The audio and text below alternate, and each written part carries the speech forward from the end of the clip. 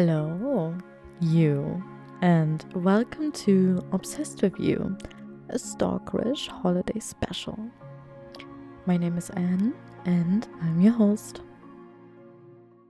Well, you probably wondering why you hear my voice again this year.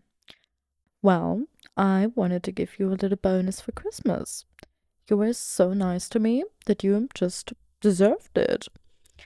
And before we start with this you-inspired holiday story, I quickly want to take 1 or 2 minutes of your time to talk about something that is really, really important to me. Trigger warning. I will talk about depression and suicide. If you don't feel comfortable with these topics, please skip ahead. Thank you. I think we've all heard the saying that suicides increase around Christmas time. While this is statistically wrong, it doesn't change how many people take their own lives over the course of the year.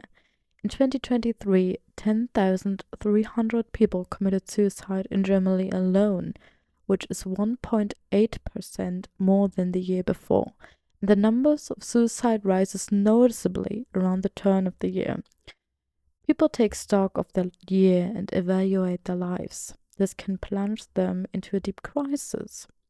Specialists therefore advise addressing people at risk directly. So, if you feel like someone around you is struggling, talk to them. Ask them if they have thoughts of maybe ending their life. And if they do, support them in getting the help they need. And I know this is an easy saying. We have free healthcare in Germany, and I still can't find a therapist because they're all fully booked. But there are numbers you can call and even websites where you can chat with specialists or volunteers who will help you through the crisis. I will put a link below where you can find those offers of assistance for your country. And since those websites often are based on donations and volunteers, I said that for every view or play this episode is getting, I will donate 20 cents to an organization that helps people in crisis. I'm gonna be transparent. I haven't chosen an organization yet, since I don't really know if I want to support a German one or an international. If you know one that you really like, let me know in the comments. I will count the views and the plays on Spotify and YouTube, since these are the only platforms I can see them. And I will count until the 31st of January 2025. So maybe listen to this episode twice, let it play in the background, send it to friends and neighbors, I don't know. And obviously, I will round up the sum in the end. Again, thank you so much for your support this year with my page and this podcast. Oh, and while I'm talking about Instagram, or my Instagram page, I'm doing a giveaway right now. So if you want to check it out, just click the link down in the description.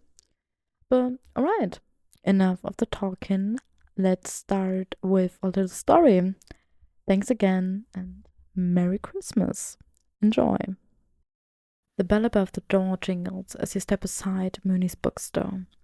You're clutching your coat close, shaking off the snow from your boots. It's freezing outside, but here the air's warm, scented with pine and the faintest trace of coffee. I glance up from the counter where I'm wrapping a copy of Little Woman.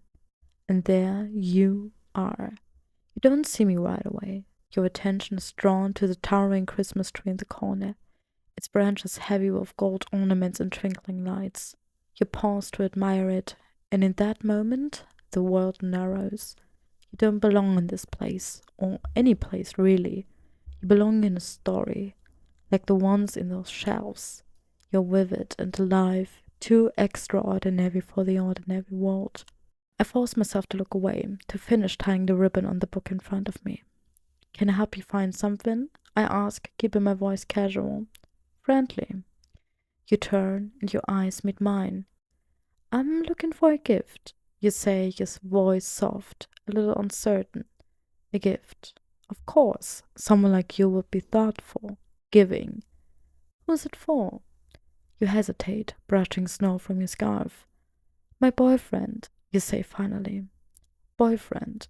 The word stings more than it should. I smile anyway. Professional. Polite. What does he like to read?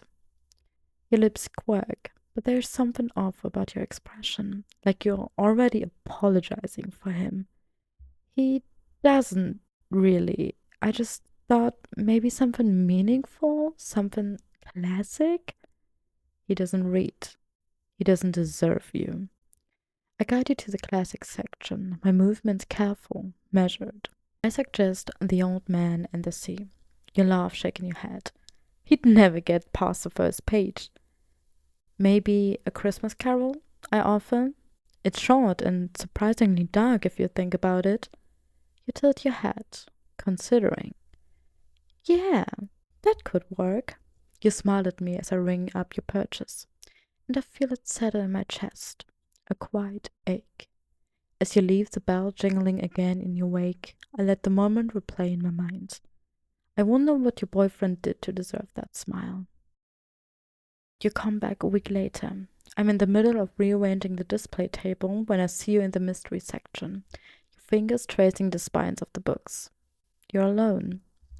Back again? I ask, trying to sound light-hearted. You turn, your face lighten up with recognition.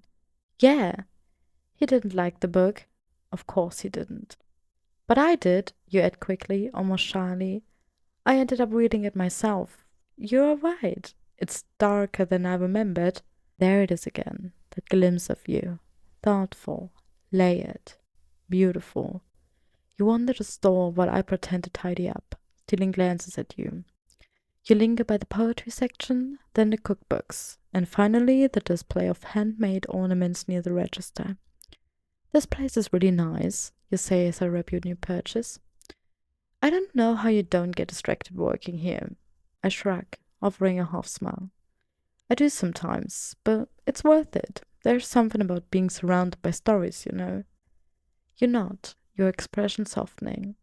Yeah, I get that. You stay longer than you need to, chatting about books, the snowstorm outside, and the general madness of the holidays. When you finally leave, I notice your scarf is slightly crooked. I want to fix it. Instead, I watch you disappear into the snowy evening, already counting the minutes until you come back. By now, I've learned a lot about you. Your name's Eleanor. You work at a gallery downtown. You like charlottes and peppermint bark, and you think the Polar Express is overrated. And then there's Jacob. He shows up one night, his presence filling the store like a bad smell. He's tall, broad-shouldered, the kind of guy who speaks too loudly and looks at his phone while you're talking. He calls you babe in that lazy, dismissive way that makes me want to punch him. I don't like him, but more importantly, I don't think you do either. I see it in the way your smile falters when he wraps an arm around you, the way you step out of his reach when you think no one's looking. He doesn't notice. Of course he doesn't. But I do. It's Christmas Eve when it happens. You're here late, helping me close up. You offered, even though Jacob called twice, asking when you'd be home. The store's quiet. The last of the shoppers long gone.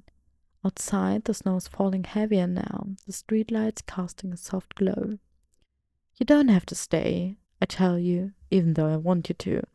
You wave me off, stacking books on the counter. It's fine. I like it here. It's peaceful. We work in companionable silence for a while. I stick glances at you, marveling the way the lights from the Christmas tree catch in your hair. And then he shows up. The door slams open, the ball jangling harshly. Jacob storms in, his face flushed with anger. What the hell, Eleanor? I've been waiting for over an hour. You freeze, the color draining from your face. Jacob, I told you, I'm helping out. He doesn't care. He never does. Yeah, well, maybe stop pretending you work here and come home.